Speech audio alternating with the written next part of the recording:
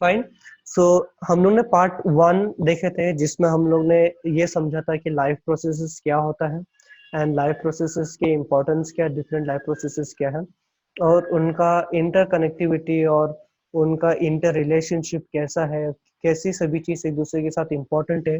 वो सभी चीज़ हम लोग ने पार्ट 1 के अंदर देखे थे। उसका वीडियो का लेक्चर हम लोग ने यूट्यूब के अंदर सेंड किया हुआ था। यूट्यूब के अंदर हम लोगों ने उसका वीडियो डाले थे और आपको उसका लिंक शेयर किए थे। आई होप सो आप लोगों ने वो देखे होंगे।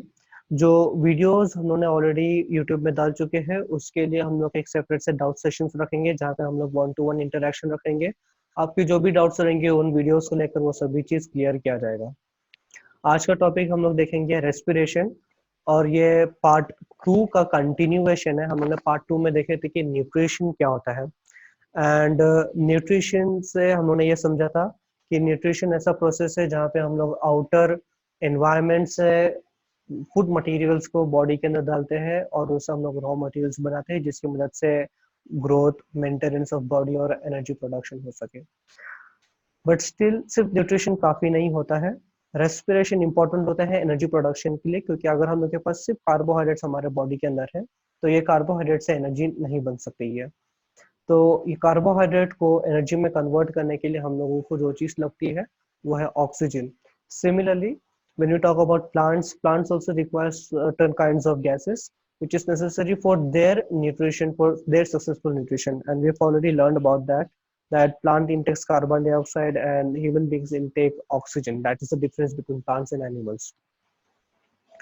So in this part, we'll be learning about respiration. Tomorrow also we'll be continuing with the respiration part itself. The whole topic of respiration is divided into 2 lectures. The first one will be today and the next one will be held tomorrow. And we'll be completing respiration topic by tomorrow itself. If still there are someone who are not able to see my screen, or for those who I am inaudible, just share your views in the comment section so that I can help you if it is possible. जिसको मेरी आवाज़ नहीं आ रही या screen उनको मेरा नहीं दिख रहा है, और लोग कमेंट वाले पार्ट में डाल दो, ताकि अगर मुझसे कुछ हो सके या आप लोगों को कुछ मैं सजेस्ट कर सकूँ तो मैं आप लोगों को बता दूँ। We are starting with the lecture. जिनको मेरी आवाज़ नहीं आ रही या कुछ इंटर कनेक्टिविटी का प्रॉब्लम हो रहा है, ये लेक्चर पूरा रिकॉर्ड होने वाला है, तो हम लोग इसको यूट्यूब में डालने वाले हैं। There will be no loss of your lecture. This lecture will be of around half an hour, and छोटा सा टॉपिक है, इंटरेस्टिंग है, easy to understand है, but most important when we talk about energy production in living organism. So we are starting with the lecture now.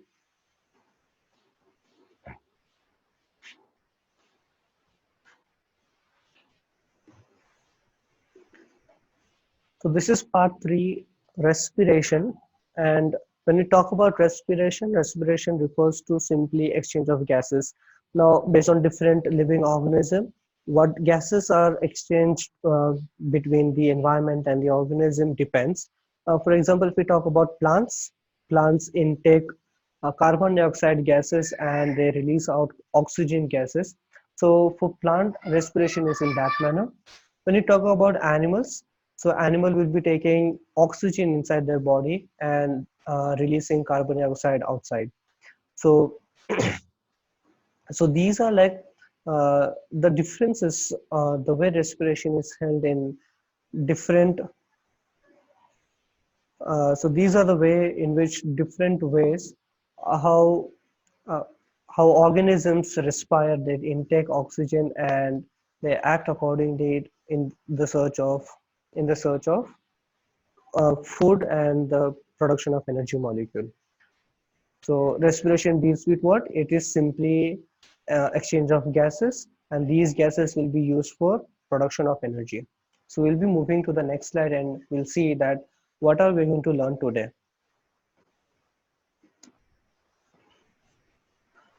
So today's content is, we'll be learning about respiration as a whole, and then we'll be talking about exchange of gases in plants.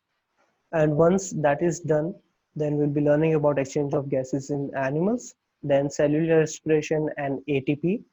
And after that, we'll be learning about respiration in human being, which is going to be cleared in the next lecture. And So these all are the things that we'll be learning in the respiration topic. What are the contents? It is respiration, exchange of gases in plants, exchange of gases in animal, cellular respiration, and respiration in human beings. So these are all the contents that we're going to learn in this section. Moving on to the next slide, we'll see that what is respiration. So if you define respiration, you can come to know that respiration is a process which is undertaken by living organism, which utilizes the food molecules. It utilizes the food molecules, it oxidizes it, or it reduces it in order to get energy. So that process will be called as respiration. Now, whether the food particle will be get oxidized or whether it will be get reduced, it depends upon what kind of organism are we talking about. So with variety in living organisms around us, there is variety of ways and manners by which respiration can take place.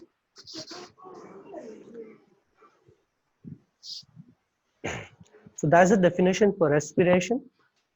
So I'll simply repeat the definition again. Respiration Respiration is a process in which living being will be utilizing food to get energy. So जो भी हमने nutrition लिए थे nutrition process के अंदर, वो nutrition को हम लोग एक कोई भी गैसेस के साथ रिएक्ट करेंगे और उस गैसेस के साथ रिएक्शन होने के बाद उसमें एनर्जी का प्रोडक्शन होगा. Fine. Now let's see the next part. The next thing is that how can respiration be done? So there are two ways or two basic ways how respiration can be accomplished. The first one is simple diffusion. Diffusion ये word का मतलब क्या होता है? Diffusion का मतलब होता है particles का random movement और इन random movement के वजह से randomly particles का cell के अंदर चले जाना.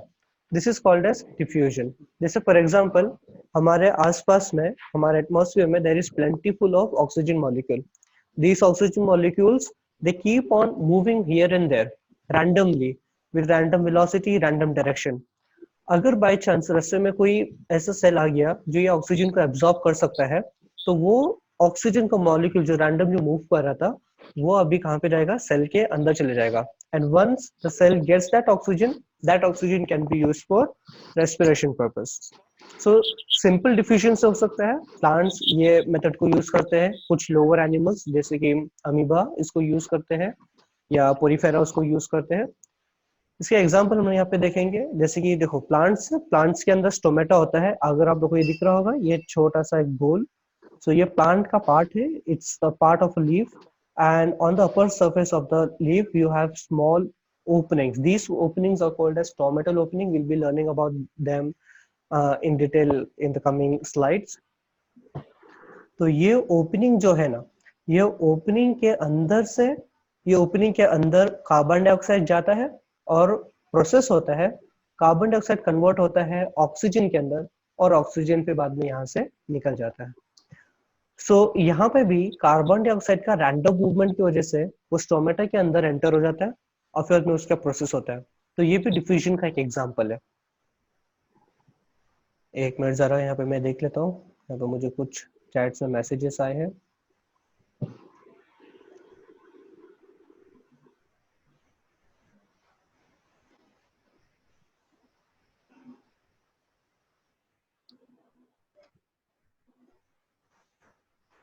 हाँ, यहाँ पे बहुत सारे स्टूडेंट्स लोग बोल रहे हैं कि मेरी आवाज यहाँ पे नहीं आ रही है. अगर मेरी आवाज आ रही होगी तो प्लीज मुझे बता दो कि मेरी आवाज आ रही है या नहीं. हेलो.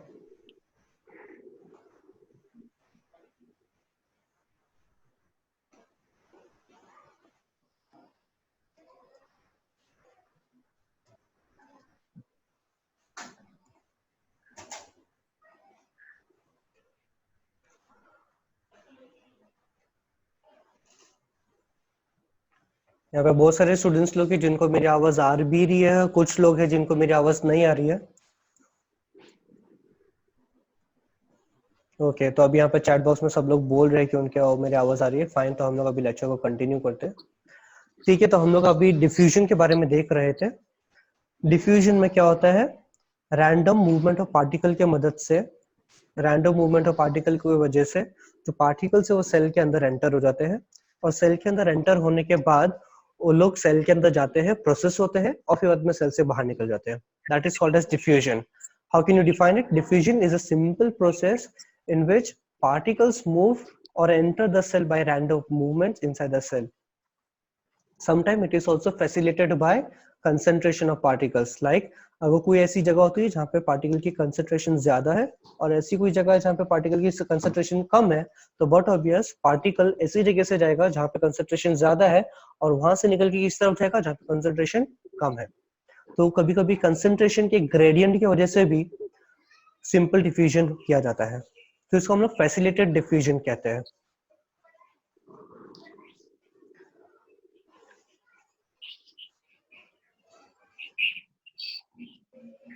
फाइन.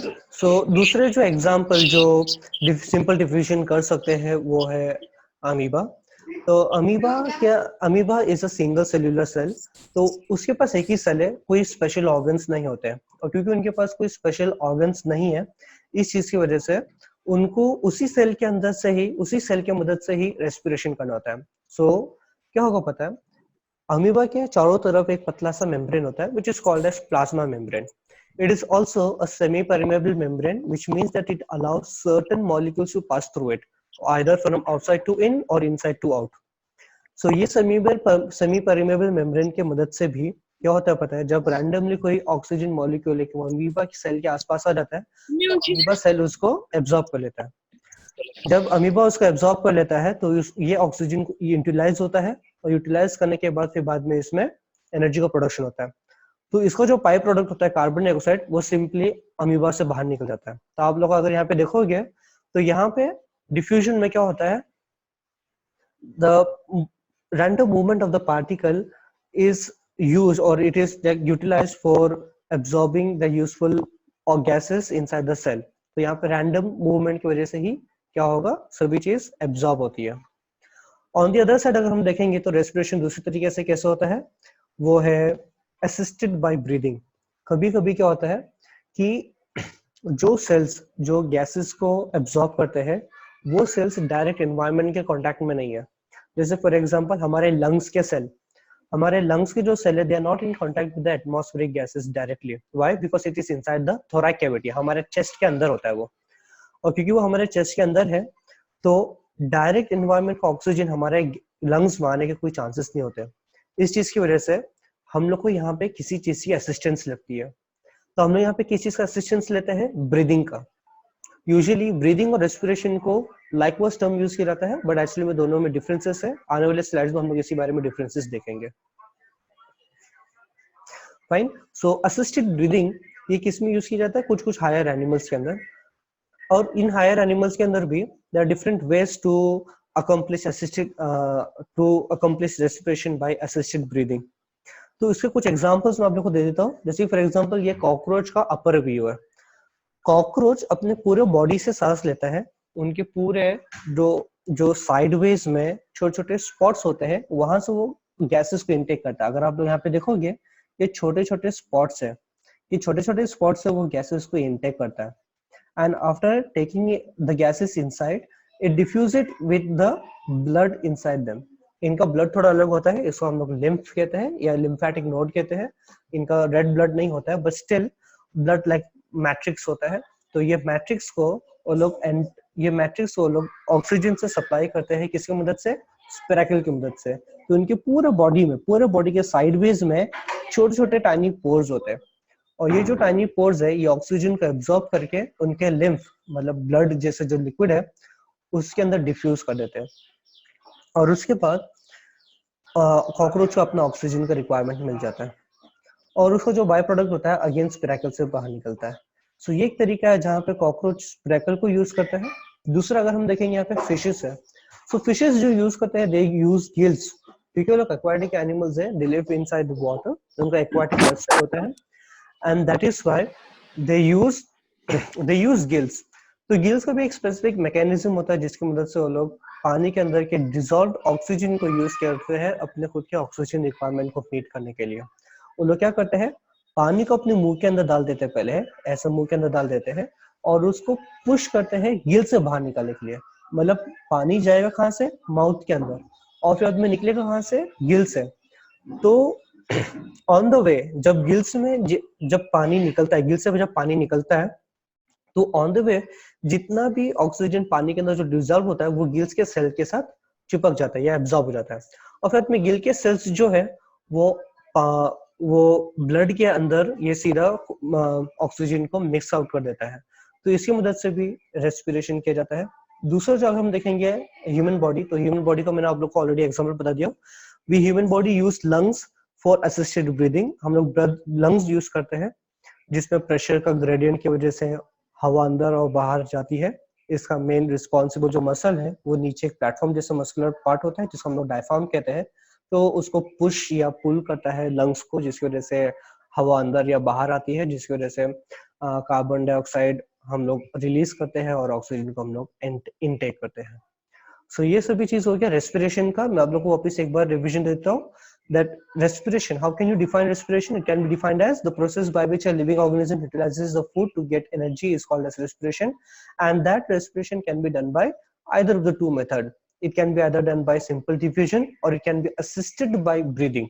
Simple diffusion जो है वो plants और कुछ lower animals follow करते हैं। Assisted breathing जो है वो most of all higher animals follow करते हैं। आई होप सब लोगों को कुछ सब चीज समझा होगा। अगर आपको कुछ नहीं समझा है तो आप लोग चैट बॉक्स में डाल सकते हो। लेक्चर खत्म होने के बाद हम लोग चैट बॉक्स से भी डाउट्स को भी सॉल्व कर देंगे। हम लोग नेक्स्ट स्लाइड में आगे बढ़ते हैं। Okay fine. सो यहाँ पर अगर हम लोग देखेंगे तो एक्सचेंज ऑफ गैसेस के अंदर, exchange of gases in plants के अंदर हम यहाँ पे देखेंगे कि प्लांट्स कैसे गैसेस को एक्सचेंज करते हैं। So first of all we know that ये अगर हम लोग एक प्लांट का एक लीफ ले लेते हैं और उसको मैग्नीफाई कर लेते हैं, so we tend to see a small opening. This small opening is called as a stomata. It is a complex cell. Complex cell का मतलब होता है एक ऐसा it is a complex tissue. Complex tissue का मतलब होता है कि ऐसा टिश्यू जिसके अंदर बहुत सारे अलग अलग टाइप के सेल्स प्रेजेंट होते हैं और उनका फंक्शन एक ही होता है। So it's a kind of a complex tissue. And यहाँ पे स्टोमेटल एंड के इधर अगर आप देखोगे तो डार्क ग्रीन वाला जो रीजन है किडनी शेप का या बीन शेप का, ये बीन शेप के या किडनी शेप का जो हम लोग के पास रीजन होता है इसको हम लोग गार्ड सेल्स कहते हैं। और इसके बीच में जो हम लोग के पास जो ओपनिंग दिख रहा है इसको हम लोग कहते हैं स्टोमेटल ओपनिंग। जैसे कि आप मेरा डायग्राम देख रहे हो तो ये स्टोमेटल ओपनिंग के मदद से, डिफ्यूजन के हेल्प की मदद से इनटेक ऑफ कार्बन डाइऑक्साइड होता है। तो कार्बन डाइऑक्साइड स्टोमेटा के अंदर जाता है, अंदर प्रोसेस होगा और फिर बाद में उसमें से बाय प्रोडक्ट निकलता है ऑक्सीजन के फॉर्म में। सो लिबरेशन ऑफ ऑक्सीजन स्टोमेटा की मदद से होगा। नेक्स्ट अगर हम लोग यहाँ पे देखते हैं तो ये जो ओपनिंग है इसको हम लोग कहते हैं स्टोमेटल ओपनिंग, और उसके आजू बाजू में जो सेल्स है उसको हम लोग कहते हैं गार्ड सेल। एक चीज समझना हम लोग ये है, the question arises that whether the stomatal opening always remains open और can it be closed also. Answer to this is yes, it can be open और क्लोज इन रेगुलेटेड मैनर। ये ओपन और क्लोज कैसे होगा? It is assisted by guard cell. Guard cell के guard cell एक movement use करता है जिसको कहते हैं थिग्मोनास्टिक मूवमेंट। थिग्मोनास्टिक मूवमेंट ऐसा मूवमेंट होता है जिसमें पानी को एब्जॉर्ब करके या पानी को रिलीज करके मूवमेंट क्रिएट किया जाता है। तो जब गार्ड सेल के अंदर पानी एब्जॉर्ब होता है, जब वो पानी को एब्जॉर्ब लेता है तो वो फूक जाता है, तो हम लोग उसको बोलते हैं कि वो टर्जिड हो जाता है। तो उसका थिग्मोनास्टिक मूवमेंट ज्यादा हो जाता है और वो टर्जिड होने की वजह से वो बेंड हो जाता है जिसकी वजह से ओपनिंग खुल जाता है। आपको अगर यहाँ पे दिख रहा होगा तो ये फूगा हुआ या टर्जिड गार्ड सेल्स है। पर जैसे ही अपने वाटर मॉलिक्यूल को लूज कर देता है तो वाटर मॉलिक्यूल को लूज करने के बाद, वाटर मॉलिक्यूल को मूव करने के बाद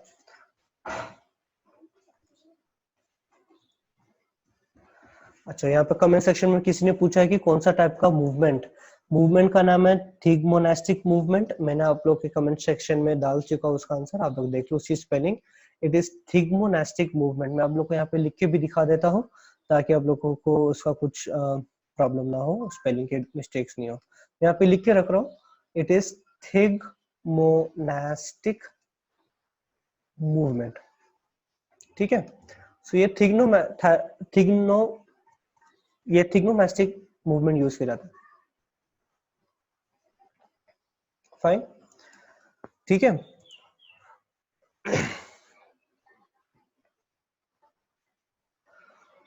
फाइन।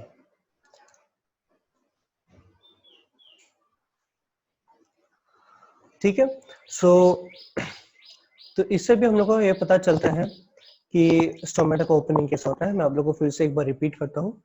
फर्स्ट ऑफ ऑल, जो स्टोमेटा के जो सेल्स होते हैं, वो स्टोमेटा के सेल्स जब पानी को एब्जॉर्ब करेंगे तो वो फूक जाते हैं, और उसके फूकने की वजह से वो बेंड हो जाएंगे, और बेंड होने की वजह से वो ओपन हो जाता है। So when the stomata absorbs water, at that time the stomatal opening gets opened. Likewise अगर वो वाटर मॉलिक्यूल को लूज कर देता है तो वो श्रिंक हो जाता है, और उसे श्रिंक होने की वजह से वो ओपनिंग भी बंद हो जाती है। ठीक है, सो पानी एब्जॉर्ब करेगा तो स्टोमेटा ओपन, और पानी को रिलीज करेगा तो स्टोमेटा बंद। फाइन। तो इस तरह एक्सचेंज ऑफ गैसेस होता है प्लांट्स के अंदर।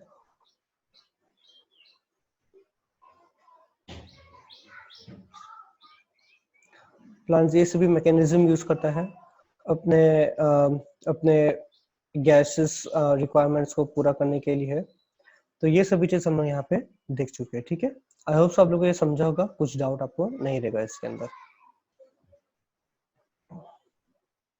ठीक है, सो अभी हम लोग moving on to the next slide देखते हैं अभी हम लोग नेक्स्ट स्लाइड में क्या है। दूसरे स्लाइड में जब हम देखेंगे तो यहाँ पे exchange of gases in animals है। एनिमल्स के अंदर एक्सचेंज ऑफ गैसेस कैसे होता है। अब कुछ लोअर एनिमल्स को छोड़ के बाकी सभी एनिमल्स असिस्टेड ब्रीदिंग करते हैं, मतलब असिस्टेड रेस्पिरेशन करेंगे। असिस्टेंस उनको कहाँ से मिलता है, ब्रीदिंग से मिलता है।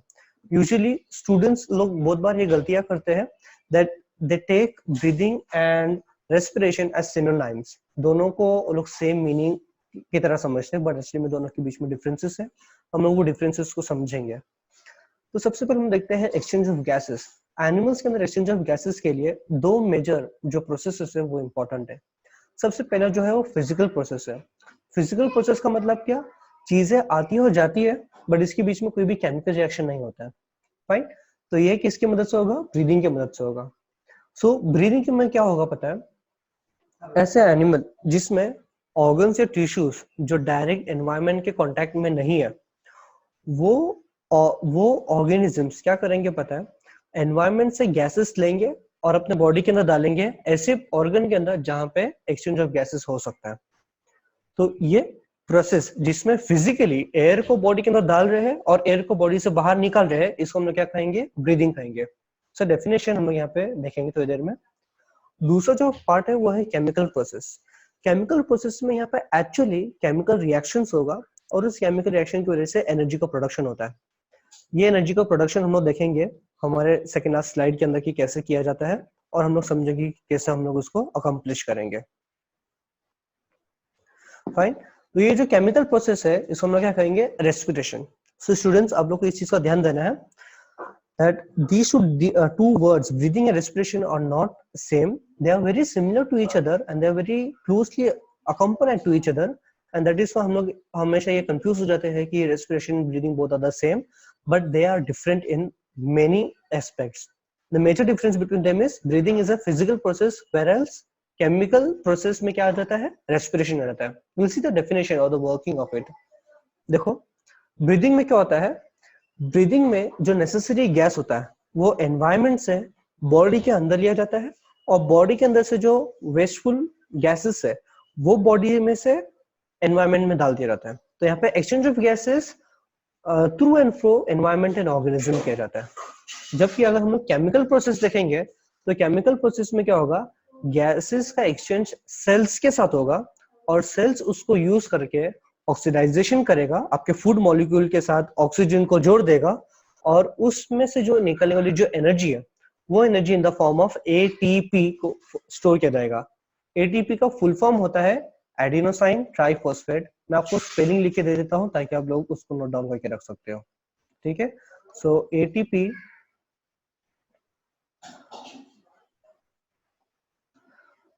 एटीपी का फुल फॉर्म लिख रहा हूं मैं। एटीपी का होता है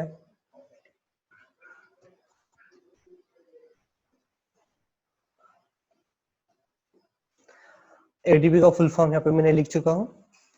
so the full form for ATP is adenosine triphosphate. और जब एडेनोसाइन ट्राइफॉस्फेट बन जाता है तो हम लोग बोलते हैं कि हमारे सेल के पास एनर्जी है। ये एनर्जी यूज होती है सेल्यूलर टास्क को कंप्लीट करने के लिए। सेल के अंदर जो टास्क होते हैं वो कंप्लीट करने के लिए एडेनोसाइन ट्राइफॉस्फेट का बहुत जरूरी होता है। एंड इसी वजह से इसको हम लोग क्या कहते हैं, energy currency of the cell. Currency, जैसे कि आप लोग दुकान में जाते हो तो कुछ खरीदने के लिए, तो उस वक्त में गुड्स के एक्सचेंज में आप लोग को पैसे देने होते हैं। उसी तरह सेल्स के अंदर भी जो सेल ऑर्गेनल्स होते हैं उनको अपना फंक्शन कैरी आउट करने के लिए एटीपी लगता है। तो वो लोग का ऐसा रहता है कि जब तक वो लोग को एटीपी नहीं मिलेगा तब तक वो लोग को काम करके नहीं देंगे। तो that is why ATP is also called as the currency of the cell. I hope आप लोगों को ये सब चीज समझा होगा। एक बार मैं वापस रिपीट कर रहा हूँ। एक्सचेंज ऑफ गैसेस जब एनिमल्स के अंदर हम लोग देखते हैं तो इसके अंदर दो मेजर प्रोसेसेस है, एक फिजिकल प्रोसेस और एक केमिकल प्रोसेस। जो फिजिकल प्रोसेस होता है उसको हम लोग क्या कहेंगे, ब्रीदिंग कहेंगे। एंड जो केमिकल प्रोसेस है उसको हम लोग क्या कहते हैं, रेस्पिरेशन कहते हैं। ब्रीदिंग में बस गैसेस को बॉडी के अंदर लाया जाता है और बॉडी से बाहर निकाला जाता है, जबकि केमिकल प्रोसेस के अंदर बॉडी के अंदर हमारे फूड मॉलिक्यूल ऑक्सीडाइज होते हैं और उससे एटीपी तैयार होता है। आई होप आप लोग को ये सब चीज समझा होगा अच्छे से। हम लोग नेक्स्ट स्लाइड में शिफ्ट करते हैं अभी। किसी को कुछ डाउट इस स्लाइड में तो पूछ सकते हैं ताकि मैं वापस रिपीट करूं, या तो फिर हम लोग नेक्स्ट स्लाइड में जाते हैं फिर।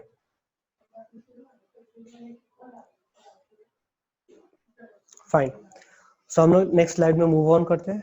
हाँ, मुझे एक मैसेज आया है किसी का, एक मिनट।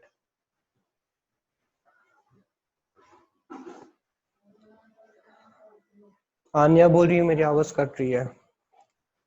बाकी लोगों को मेरी आवाज आ रही है क्या अच्छे से?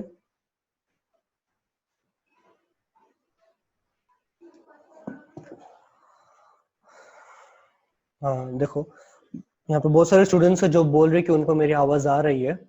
आन्या, अगर आपको मेरी आवाज नहीं आ रही है तो फिर जरा चेक करो आपका नेटवर्क कनेक्शन। आपका नेटवर्क कनेक्शन थोड़ा स्ट्रांग होना चाहिए ताकि आपको कंटिन्यूसली मेरी आवाज आए बिना कटते हुए। हम लोग नेक्स्ट स्लाइड में मूव ऑन करते हैं अभी। देखते हैं कि नेक्स्ट स्लाइड में हम लोग के पास क्या है समझने के लिए। नेक्स्ट में देखते हैं डिफरेंट स्ट्रेटेजीज ऑफ ब्रीदिंग। अब ब्रीदिंग करने के लिए तो अभी हम लोग कौन सा पार्ट देख रहे हैं, फिजिकल प्रोसेस देख रहे हैं कि फिजिकल प्रोसेस में हम लोग के पास कौन से स्ट्रेटेजीज है जो लिविंग ऑर्गेनिजम्स फॉलो कर सकता है अपने गैसियस रिक्वायरमेंट को मीट करने के लिए।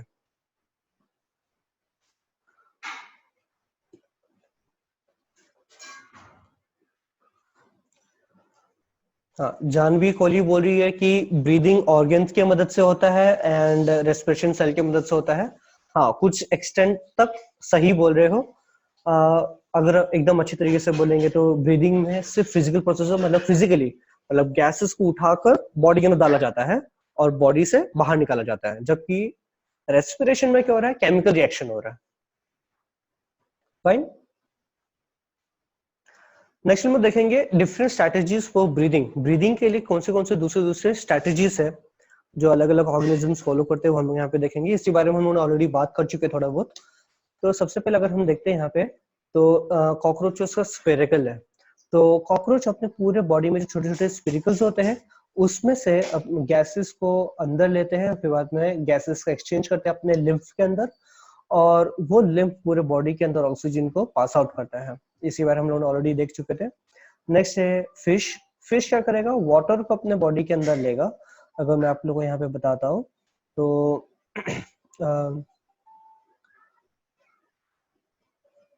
एक मिनट।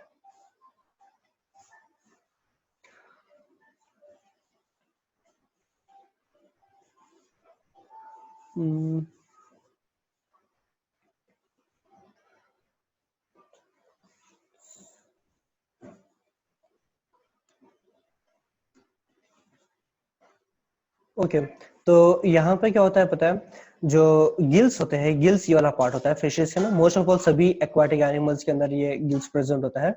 तो क्या किया जाता है पता है, यहाँ पे जो अगर हम लोग तो क्या होता है पता है, यहाँ से जो, एक मिनट, हाँ ओके, तो वाटर को बॉडी के अंदर सबसे पहले डाला जाता है।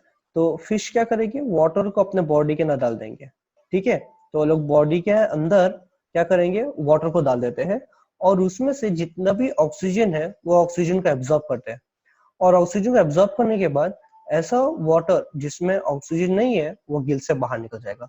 तो इस तरह ब्रीदिंग जो है फिशेस के अंदर होता है। तो अगर आप यहाँ पे देखोगे तो पानी का अंदर लेना और पानी का बाहर फेंक देना, ये क्या हो जाएगा? ब्रीदिंग हो जाएगा। और जो प्रोसेस गिल्स के अंदर हो रहा है जिसमें ऑक्सीजन को इनटेक करके वो ऑक्सीजन को सेल्स के अंदर यूज किया रहा है एनर्जी बनाने के लिए, वो क्या हो जाएगा? रेस्पिरेशन हो जाएगा। होप सब लोगों को समझ में आया ये वाला पार्ट। आगे देखते हैं नेक्स्ट वाला पार्ट। तो नेक्स्ट जो हम लोग के पास है वो क्या है? Living using lungs in human being. तो हम लोग ह्यूमन बीइंग का यूज करते हैं, लंग्स यूज करते हैं रेस्पिरेशन करने के लिए। और ये रेस्पिरेशन की मदद से क्या होता है कि लंग्स के अंदर सॉरी लंग्स जो है वो एक मस्कुलर प्लेटफॉर्म के ऊपर बैठे हुए, दिख रहा है आप लोग को ये वाला पार्ट? ये वाला जो मस्कुलर प्लेटफॉर्म होता है उसके ऊपर बैठे होते हैं। अब ये प्लेटफॉर्म या तो फिर उसको पुश करता है, लंग्स को पुश कर देगा ऊपर की तरफ, या तो फिर रिलैक्स पोजीशन पाता है। जब वो पुश करता है तो लंग्स के लिए थोरैक्स कैविटी में जगह कम पड़ जाती है, जिसकी वजह से लंग्स श्रिंक हो जाता है। और ये श्रिंक होने की वजह से लंग्स के अंदर हाई प्रेशर क्रिएट होता है। तो हाई प्रेशर क्रिएट होने की वजह से जो एयर है लंग्स के अंदर वो विंड पाइप से निकल के कहाँ पे चले जाएगा? बाहर चले जाता है। उसी तरह जब ये डायफ्राम नीचे आ जाता है तो ये लंग्स एक्सपांड हो जाते हैं। जैसे लंग्स एक्सपांड हो जाता है तो इसके अंदर लो प्रेशर जनरेट हो जाता है। और ये लो प्रेशर जनरेट होने की वजह से कंपैरेटिवली एनवायरनमेंट में हाई प्रेशर होता है, तो एयर बाहर से जहां पे हाई प्रेशर है वहां से कहां पर एंटर करेंगे? लंग्स के अंदर एंटर करते हैं। और लंग्स का एंटर करने के बाद लंग्स को पूरा गैसेस मिल जाते हैं। तो इस तरह रेस्पिरेशन के लिए ब्रीदिंग की अलग अलग स्ट्रैटेजी होती है, अलग अलग लिविंग ऑर्गेनिजम्स को अलग अलग यूज करते हैं। ये 3 मेथड के अलावा भी बहुत सारे मेथड्स है, बट आपके कंटेक्स्ट के हिसाब से, आपके स्टैंडर्ड के हिसाब से अगर आप लोग ने इतना भी जान लिया तभी भी बहुत काफी है। नेक्स्ट स्लाइड में हम लोग मूव करते हैं। नेक्स्ट है सबसे इंपॉर्टेंट सेल्यूलर रेस्पिरेशन। एक बार अगर ऑक्सीजन जो है हमारे बॉडी के अंदर आ गया, न्यूट्रिशन जो है वो हमारे बॉडी के अंदर डाइजेस्ट होकर हमारे ब्लड के अंदर एब्जॉर्ब हो चुका है। अब ये रेस्पिरेशन का ये जो ब्रीदिंग का जो ऑक्सीजन है और न्यूट्रिशन का जो कार्बोहाइड्रेट्स है, ये दोनों को कैसे यूज करेंगे और किस किस तरह इसको हम लोग इस्तेमाल कर सकते हैं वो हम लोग यहाँ पे इस स्लाइड के अंदर देखेंगे।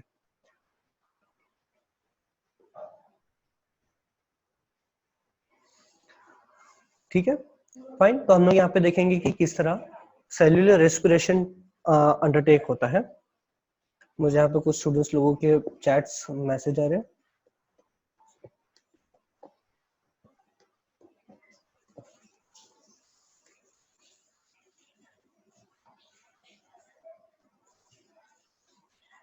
ओके, तो यहाँ पे राज ने बोला है कि सर वो ऑर्गन का नाम क्या है जो लंग्स को कंप्रेस करता है? उसका नाम डायफ्राम है। मैंने उसको चैट बॉक्स में रिप्लाई कर चुका हूँ। एक मिनट।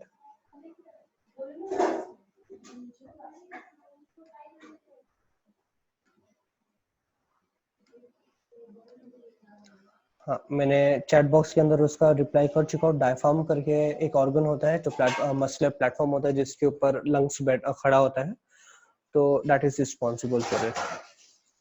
एक और डाउट आया आई गेस।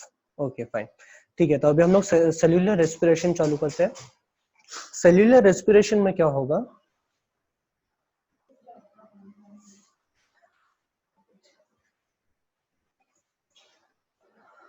सेल्यूलर रेस्पिरेशन में क्या होगा कि न्यूट्रिशन से जो हम लोग को न्यूट्रिएंट्स मिले हैं, ब्रीदिंग से जो हम लोगों को गैसेस मिले, वो दोनों को साथ में लेकर केमिकल रिएक्शन करना है। अभी जब तक ये केमिकल रिएक्शन नहीं होगा तब तक एनर्जी का प्रोडक्शन नहीं होगा। तो हम वो सब चीज से पहले देखेंगे। तो देखते हैं क्या होता है। सबसे पहले हमारे पास glucose. In the part of nutrition I have explain you that glucose is obtained by successful digestion of carbohydrates. Carbohydrates को जो सक्सेसफुली डाइजेस्ट करते हैं तो फाइनल जो प्रोडक्ट होता है, जो सबसे सिंपलेस्ट फॉर्म होता है, वो क्या है? ग्लूकोज है। और स्मॉल इंटेस्टाइन के विली के अंदर वो एब्जॉर्ब किया जाता है और ब्लड के अंदर डिफ्यूज किया जाता है।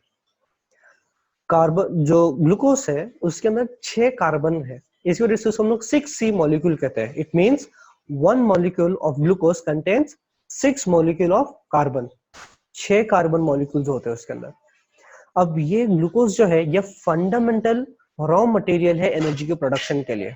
अब वो भले वो अमीबा हो या लिविंग ऑर्गेनिज्म जैसे व्हेल या ह्यूमन बीइंग होने दो, ग्लूकोज फंडामेंटल रॉ मटेरियल बन जाता है एनर्जी के प्रोडक्शन के लिए। तो ये जो ग्लूकोज है ये सेल के अंदर एंटर होता है, और सेल के अंदर एंटर होने के बाद साइटोप्लाज्म के अंदर एक रिएक्शन होता है। ये रिएक्शन को हम लोग कहते हैं ग्लाइकोलाइसिस। कहाँ पे प्रेजेंट होता है ये? Inside cytoplasm. मैं यहाँ पे लिख के रख रहा हूँ ताकि आप लोगों को कुछ डाउट या कंफ्यूजन ना हो। हम यहाँ पे बोलेंगे इन साइटोप्लाज्म।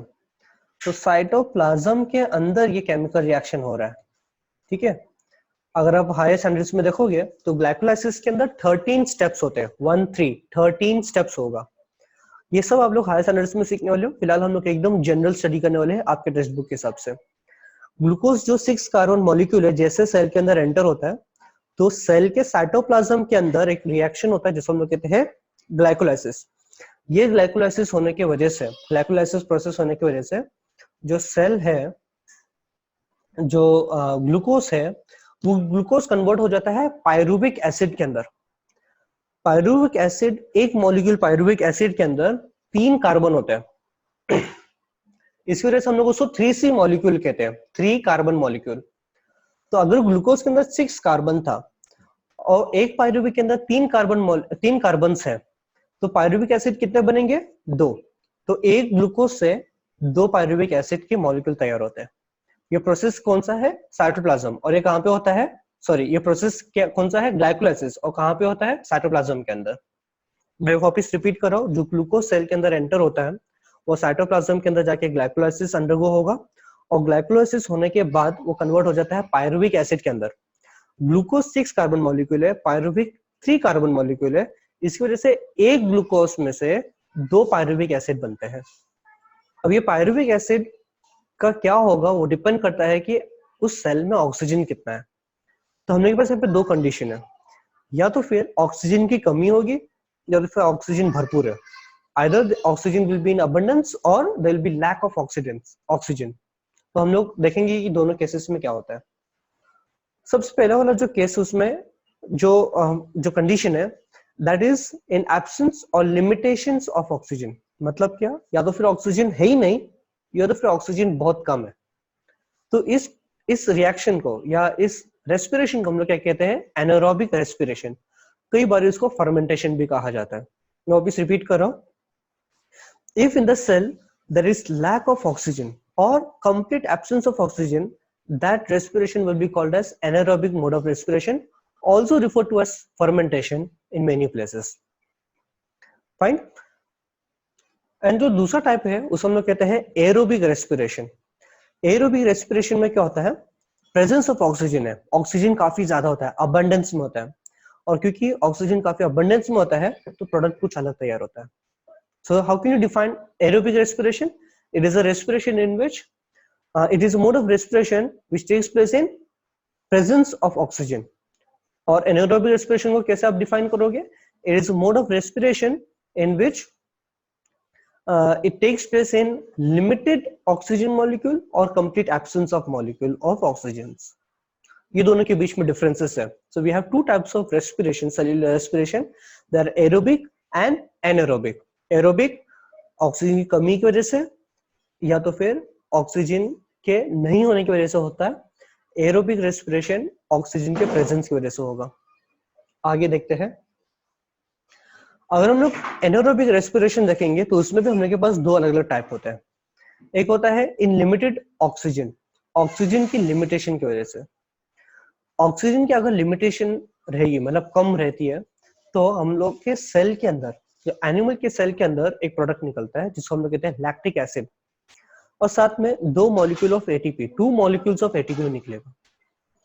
तो एक पायरुविक एसिड रिएक्ट करेगा एक मॉलिक्यूल ऑफ एक मॉलिक्यूल पायरुविक एसिड एक मॉलिक्यूल ऑफ ऑक्सीजन के साथ रिएक्ट करेगा, तो हम लोग क्या मिलेगा? लैक्टिक एसिड मिलेगा, और साथ में 2 मॉलिक्यूल ऑफ एटीपी। एटीपी का फुल फॉर्म क्या है? Adenosine triphosphate. ठीक है। अब सवाल ये उठता है कि ये होता कहाँ पे?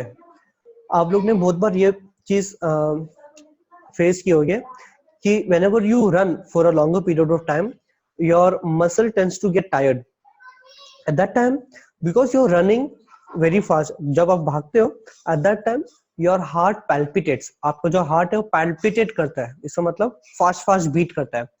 क्योंकि हार्ट फास्ट फास्ट बीट करता है, हमारे पूरे सेल के बॉडी, पूरे बॉडी के जो सेल्स होते हैं उसके अंदर ऑक्सीजन का रिक्वायरमेंट ज्यादा होता है, बट आपका ब्रीदिंग रेट उतना ही रहता है। इस चीज की वजह से हमारे सेल को सही अमाउंट ऑफ ऑक्सीजन नहीं मिल पाता है। तो हमारे मसल्स जो मूवमेंट करते हैं उनको ऑक्सीजन की कमी मिलने की वजह से वो लोग एनर्जी बना तो देते हैं, बट एनर्जी बनती कम है। कितना बनता है? 2 मॉलिक्यूल ऑफ एटीपी, और साथ में बाय प्रोडक्ट बनता है जिसको कहते हैं लैक्टिक एसिड।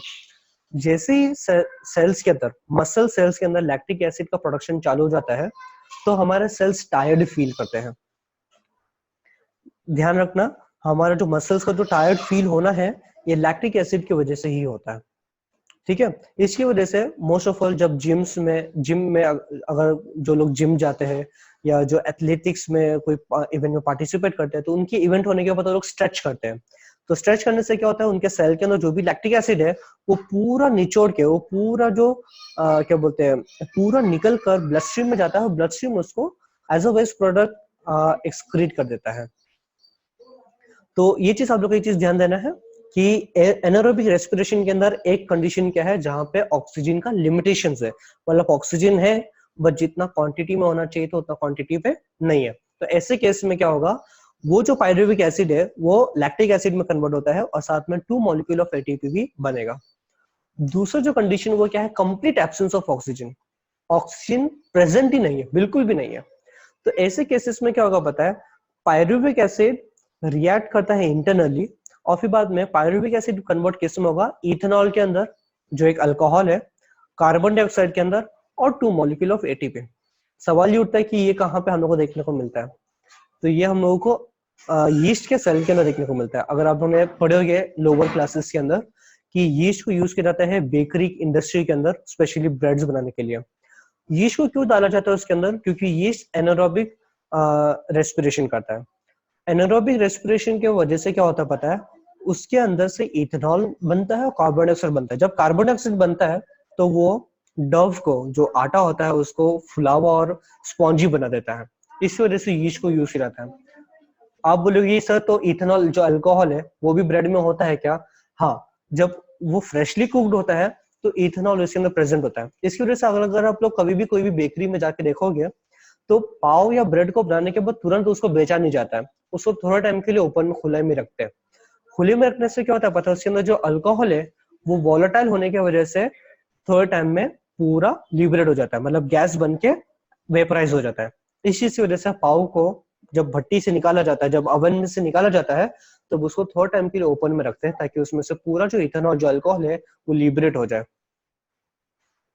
और होप आप लोग को ये दो समझ में आया होगा अच्छे से। मुझे कमेंट में कुछ मैसेजेस मिले, मैं एक बार वो देख लेता हूँ, देखता हूँ कि किसी को कुछ डाउट है या नहीं।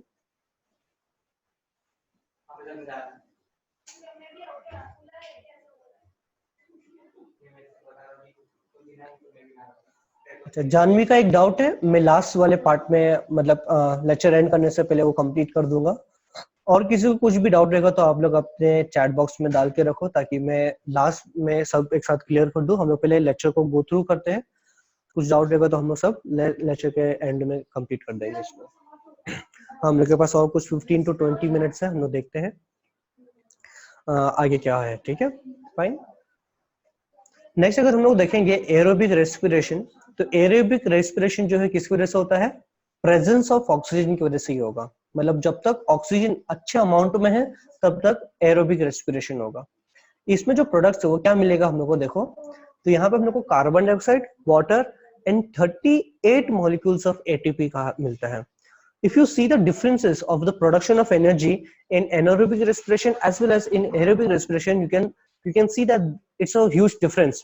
anaerobic respiration में दोनों भी केसेस में 2 मॉलिक्यूल ऑफ एटीपी था, जबकि एरोबिक रेस्पिरेशन में 19 टाइम्स 19 गुना ज्यादा एनर्जी मॉलिक्यूल बन रहा है, that is 38 molecule of ATP. साथ में कार्बन डाइऑक्साइड भी बनता है जो अगेन हम लोग एक्सहेलेशन, ब्रीदिंग से बाहर निकाल देते हैं, और वाटर भी निकलता है। ये वाटर कैसे बनता है, ये जो वाटर हम लोग के पास बन रहा है, ये जो हम लोग के पास वाटर मॉलिक्यूल जो बन रहा है, ये जो वाटर मॉलिक्यूल है ये हम लोग के लंग्स से वापस बाहर निकल जाता है, आप लोग इस चीज को ठंडी के टाइम में नोटिस कर सकते हो, जब आप एक्सहेल करते हो तो आप लोग को मिस्ट दिखता है। वो मिस्ट इस चीज की वजह से होता है क्योंकि आपके मुंह से कंटिन्यूसली पानी निकलता है, बट ठंडी के टाइम में इसलिए दिखता है क्योंकि वो कम टेम्परेचर की वजह से मुंह से निकलते ही कंडेंस हो जाता है। इस वक्त अभी भी मेरे मुंह से पानी निकल रहा है, बट आपको दिख नहीं रहा है इसके लिए क्योंकि वो कंडेंस नहीं हो रहा है। अगर यहाँ पे भी टेम्परेचर कम होता, एकदम कम टेम्परेचर होता, तो मैं जो भी बोल रहा हूँ, बात कर रहा हूँ, तो मेरे मुंह से जो पानी के मॉलिक्यूल्स निकल रहे हैं वो कंडेंस होने की वजह से आप लोग को दिखते हैं अभी भी। तो ये हो जाता है हम लोग का एरोबिक रेस्पिरेशन। तो सेल्यूलर रेस्पिरेशन में इतना ही है। मैं एक बार वापस आप लोग को रिपीट करा रहा हूँ। ग्लूकोज जो होता है वो 6 कार्बन मॉलिक्यूल है। एक प्रोसेस होता है, जैसे वो हमारे सेल के अंदर एंटर होता है, साइटोप्लाज्म के अंदर एक प्रोसेस है जिसको कहते हैं ग्लाइकोलाइसिस। ग्लाइकोलाइसिस ग्लूकोज को कन्वर्ट कर देता है पायरुविक एसिड के अंदर। एक ग्लूकोज से 2 पायरुविक एसिड बनता है। ग्लूकोज 6 कार्बन मॉलिक्यूल है, पायरुविक एसिड 3 कार्बन मॉलिक्यूल है। पायरुविक एसिड अभी एक चीज में से दो में से कोई भी एक प्रोसेस में अंडरगो होगा, या तो फिर एनारोबिक रेस्पिरेशन या एरोबिक रेस्पिरेशन। एनारोबिक रेस्पिरेशन में ऑक्सीजन की कमी या बिल्कुल भी नहीं रहेगा, and when you talk about aerobic respiration, at that time oxygen will be present in abundance. If you talk about anaerobic respiration, if the oxygen is in limited quantity, production of lactic acid and ATP will be there. And if oxygen is completely absent, at that time production of ethanol and carbon dioxide as well as 2 molecules of ATP will be there. So this is how anaerobic respiration takes place. When you talk about aerobic respiration will take place in complete presence of oxygen, and that too oxygen should be present in abundance. At that time, that pyruvic acid will be converted into carbon dioxide, water and 38 molecule of ATP. एक चीज आप लोग को यहाँ पे बताना चाहता हूँ कि यहाँ पे ये जितना भी प्रोसेस है, मैं आप लोग को बता देता हूँ, 1 मिनट। ये जितना भी प्रोसेस है, ये जो मैंने मार्क किया हो, ये जितना भी प्रोसेस है, ये सब किसके अंदर होता है? ये सब माइटोकॉन्ड्रिया के अंदर होगा। हम लोगों ने ऑलरेडी 9th स्टैंडर्ड में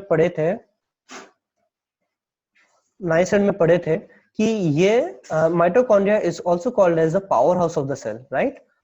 बराबर ना? ठीक है, क्योंकि mitochondria is the power house of the cell.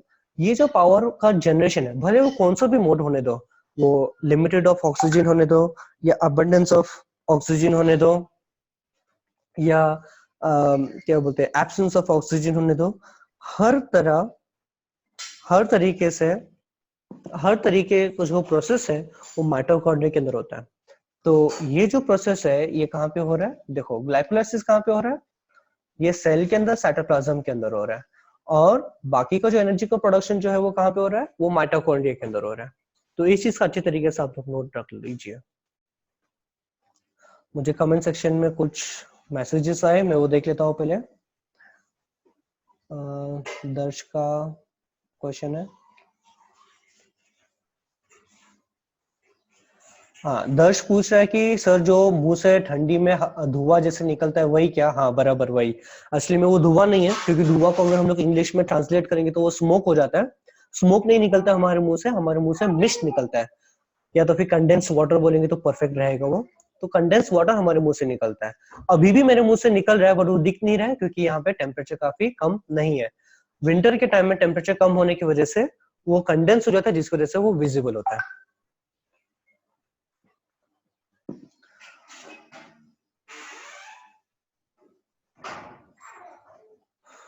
ठीक है, आगे देखते हैं अभी हम लोग।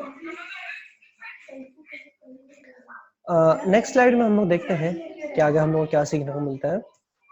नेक्स्ट हम लोग के पास रेस्पिरेशन इन ह्यूमन बीइंग, ये हम लोग और डिटेल में कल देखेंगे। आज हम लोग बस एक छोटा सा ब्रीफ या समरी टाइप देखेंगे। अभी हम लोग के पास और 5 मिनट्स बाकी है लेक्चर को कंप्लीट करने के लिए, तो हम लोग 5 मिनट्स में देखते हैं कि कितना ये कंप्लीट होता है। कल मैं हम लोग को डिटेल में ह्यूमन बीइंग्स में रेस्पिरेशन के बारे में पूरा एक्सप्लेन करता हूँ, तो कैसे हीमोग्लोबिन का भी पार्टिसिपेशन होता है यहाँ पे रेस्पिरेशन को देखने के लिए। तो ये सब भी चीज हम लोग अच्छी तरीके से यहाँ पे देख लेंगे। फाइन, तो अगर हम लोग यहाँ पे देखते हैं, ह्यूमन बीइंग्स एयर को 2 तरीके से अपने बॉडी के अंदर ले सकते हैं, या 2 पैसेज से। एक तो नाक से, through the nose, and this pipeline is called as a nasal cavity. Nasal की स्पेलिंग मैं आप लोग को दिखा देता हूँ क्या है। इट इज एंड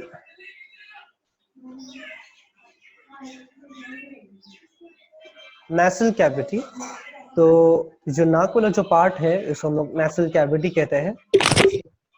ये नाक वाला जो पार्ट है इसको नेसल कैविटी कहते हैं। एंड माउथ वाला जो पार्ट है उसको हम लोग कहते हैं बक्कल कैविटी। हम लोगों ने ऑलरेडी ये न्यूट्रिशन वाले पार्ट में देखे थे कि माउथ हम लोग बक्कल कैविटी भी कहते हैं। तो या तो फिर माउथ या तो फिर नोज से एयर हमारे बॉडी के अंदर आता है। If it is moving through the nasal cavity, so if it is moving through the nose, it goes through the nasal cavity, and if it is entering the buccal cavity, then it goes through it, and if it enters through the mouth, it moves through the buccal cavity. So these are two different pathways through which air can move into our lungs. So it is either nasal cavity or buccal cavity. They both meet in a point. दोनों एक point में आकर मिलते हैं। अगर आप देखोगे तो ये जो रीजन है जो मैंने मार्क किया अभी यहाँ पे, ये वो रीजन है जहां पे एक मिनट, हाँ, ये वो रीजन है जहां पे आपका nasal cavity and buccal cavity they both meet together. So that portion is called as the pharynx. हम लोगों ने ऑलरेडी इसके बारे में भी लोअर सेंटेंस में पढ़ चुके थे, इसको हम लोग फेरिंग्स कहेंगे। It is called as pharynx, ठीक है, इसको हम लोग फेरिंग्स कहते हैं। सो नेसल कैविटी से या बक्कल कैविटी से, दोनों में से कोई भी कैविटी में से वो अंदर आ जाता है। दोनों में से कौन सी भी कैविटी से air enters into our body, that air okay, that air or that two cavity enter or meet in a single point. They meet or merge in a single point. That point is called as the pharynx. Just below pharynx is the portion called as the larynx. Larynx हम लोग voice box भी कहते हैं, जिसकी वजह से हमारी आवाज जनरेट होती है। फाइन, तो ये जो पूरा हमने पास जो पाइपलाइन है, ये हमने पास जो पूरा जो पाइपलाइन है, ये पाइपलाइन जो हो जाता है, ये पाइपलाइन को हम लोग कहते हैं वेंट पाइप। क्या कहेंगे? ये पाइपलाइन को हम लोग मस्कुलर पाइपलाइन को क्या कहेंगे? वेंट पाइप कहेंगे। फाइन, एंड यहाँ से जो व्हाइट पोर्शन चालू हो जाता है, ये व्हाइट पोर्शन क्या है? They are rings of cartilage. अगर आप लोग को याद होगा, cartilage is that kind of tissues by which our ear bone is made up of. It is very flexible. अगर आप लोग को याद होगा, उन्होंने ये टिश्यू लेसन के अंदर सिखा था, कार्टिलेजिनस टिश्यूज। तो यहाँ पे कार्टिलेज के रिंग्स होते हैं। ये रिंग क्या करते हैं पता है? वो पाइप को पिचकने नहीं देते हैं। अगर वो रिंग्स नहीं होते हैं तो पाइप पिचक जाते हैं, चिपक जाते हैं, जिस वजह से ब्रीदिंग काफी मुश्किल हो जाता है। इस वजह से वो रिंग्स ऑफ कार्टिलेज हमेशा वो पाइपलाइन को ओपन करके रखता है, और क्योंकि वो ओपन होता है इस वजह से गैसेस का जो एक्सचेंज है आराम से हो जाता है। जैसे ही गैसेस यहाँ पे एंटर होते हैं तो इसके दो ब्रांचेस, ये जो विंड पाइप है जिसे हम लोग ट्राकिया भी कहते हैं, इसके दो ब्रांचेस बन जाते हैं। ये ब्रांचेस हम लोग कहते हैं ब्रोंक्यूलस, और एक अगर सिंगुलर रहा तो हम लोग उसको कहेंगे ब्रोंकालाई। और ऐसे वो छोटे छोटे ब्रांचेस में डिवाइड होते होते जाएगा, और लास्ट में ऐसे बलून जैसे स्ट्रक्चर में डिवाइड हो जाता है। ये वो पोर्शन है जहां पे एक्चुअल में एक्सचेंज ऑफ गैसेस होगा, जहां पे ब्लड के अंदर ऑक्सीजन जाता है, और ऑक्सीजन का कार्बन और ब्लड का जो कार्बन डाइऑक्साइड है वो ब्लड के अंदर आ जाता है। आई एम सॉरी, वापस में बोल देता हूँ कि ये एल्वुलाई ऐसे छोटे बलून लाइक स्ट्रक्चर्स होते हैं, जहां पे जो गैसेस हम जो अंदर लिए हैं, ब्रीद इन किए हैं, उसमें का ऑक्सीजन एंटर होता है ब्लड के अंदर, और ब्लड का जो कार्बन डाइऑक्साइड है वो लंग्स के अंदर जाता है, और लंग्स से हमारे बॉडी से बाहर निकलता है। सो ऑक्सीजन अंदर आएगा और कार्बन डाइऑक्साइड बाहर जाता है। ये कैसे होता है और इसको फैसिलिटेट करने के लिए कौन सा सेल रिस्पॉन्सिबल है, वो हम लोग सब इसके बारे में कल पढ़ेंगे। आज के लिए इतना फिलहाल के लिए काफी है। हम लोग देखते हैं कि आगे हमारे पास कुछ स्लाइड है, फिलहाल तो नहीं है। आज के लिए हम लोग बस इतना ही देखेंगे। अगर अभी किसी को कुछ डाउट या कंफ्यूजन है तो मैं चाहता हूँ कि आप लोग अभी अपने कमेंट सेक्शन में या चैट सेक्शन में डाल दो, ताकि मैं आप लोग को अच्छी तरीके से क्लियर कर दूं कि कौन से टॉपिक आप लोगों को जो नहीं समझ में आए।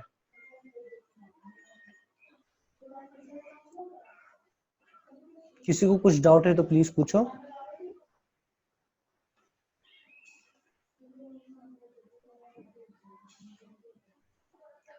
डाउट्स के लिए वेट कर रहा हूं मैं, जिसको जो भी डाउट हो है वो लोग मुझसे पूछ सकते हैं।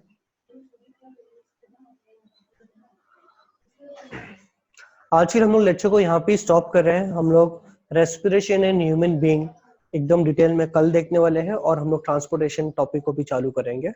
कोशिश करें कि इस वीक में ही हम लोग का ये लेसन पूरा कंप्लीट हो जाए, और फिर हम लोग फिजिक्स का टॉपिक जो है इलेक्ट्रिसिटी, नहीं सॉरी, हम लोग केमिस्ट्री का जो टॉपिक है chapter number 1 chemical equations and reactions वो चालू करेंगे इस लेसन के बाद।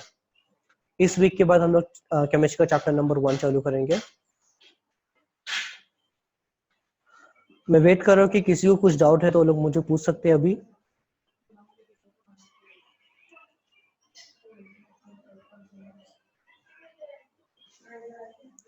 क्या सबको मेरी आवाज आ रही है?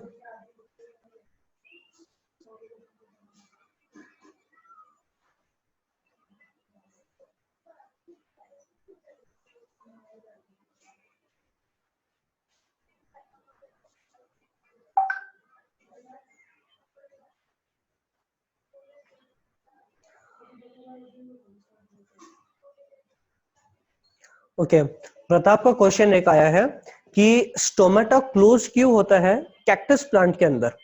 अच्छा, तो अगर हम लोग यहाँ पे देखेंगे, कैक्टस आप लोगों को पता है कि वो डेजर्ट रीजन में होता है, बराबर ना? ठीक है, डेजर्ट रीजन में पानी की बहुत कमी होती है। कैक्टस अपने अंदर पानी को in the form of SAP store करके रखता है। सैप का स्पेलिंग है SAP, सैप। सैप थोड़ा गाढ़ा पानी जैसा होता है जिसके अंदर ग्लूकोज मिक्स होता है, तो पानी और ग्लूकोज दोनों का मिक्सचर को हम लोग सैप कहेंगे। तो कैक्टस उसको कैक्टस जो है, जो भी उनको पानी मिलता है वो पानी को in the form of SAP अपने अंदर स्टोर करके रखता है। ठीक है, अब जब वो फोटोसिंथेसिस करता है तो कई बार क्या होता है कि वो पानी, अगर वो क्या होता है पता है, कई बार क्या होगा कि जब फोटोसिंथेसिस करने के लिए कार्बन डाइऑक्साइड लेना होता है, तो जब वो अपना स्टोमेटो को ओपन करेगा, दिन के टाइम अगर वो स्टोमेटो को ओपन करेगा, तो धूप और गर्मी जो है वो क्या होता है, उसके अंदर के पानी को वेपराइज कर सकता है। और अगर स्टोमेटो ओपन है तो वेपर स्टोमेटा से निकल के वाटर को लॉस हो सकता है। इसकी वजह से कैक्टस या मोस्ट ऑफ ऑल डेजर्ट के जो प्लांट है वो लोग अलग स्ट्रैटेजी यूज करते हैं। क्या? वो लोग अपने टोमेटो को डे टाइम में नहीं बल्कि नाइट टाइम में ओपन करते हैं, मतलब दिन में नहीं बल्कि रात में ओपन करेंगे। रात में ओपन करते हैं तो धूप नहीं रहती है, तो पानी के वेपर्स नहीं बनते, and because of that what will happen is during the night time they open their stomata and they absorb all of the carbon dioxide which is required, but obvious क्योंकि रात में फोटोसिंथेसिस नहीं हो सकता है तो वो बस कार्बन डाइऑक्साइड को कलेक्ट करके रखेगा। और जैसे ही अगले दिन जब सनराइज हो जाता है, जब दिन आ जाता है, तो उस वक्त अपने स्टोमेटो को बंद कर देता है। अब उसको स्टोमेटो ओपन करने की जरूरत नहीं। क्यों? क्योंकि कार्बन डाइऑक्साइड ऑलरेडी उसने अपने अंदर रात भर ले चुका है, क्योंकि कार्बन डाइऑक्साइड ऑलरेडी उसने अपने अंदर ले चुका है। इसकी वजह से दिन भर उसको अभी अपना स्टोमेटो को ओपन करने की जरूरत नहीं है, एंड दैट इज वाई इस चीज की वजह से और इस चीज की वजह से वो अपने स्टोमेटो को बंद करके रखता है ताकि वाटर का लॉस ना हो। कैक्टस के वाटर लॉस बहुत इंपॉर्टेंट है, क्योंकि अगर वाटर लॉस हो जाएगा तो उसको वापस वाटर नहीं मिलता है। आई होप सो प्रताप आपको समझ में आया मैंने क्या बताया आपको। किसी को और कुछ डाउट रहेगा तो मुझे बताओ।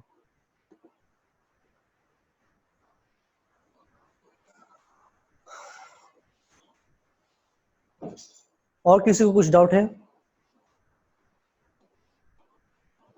तुम लोग सब लोग अपने माइक्रोफोन्स को अनम्यूट करके मुझसे बात कर सकते हो।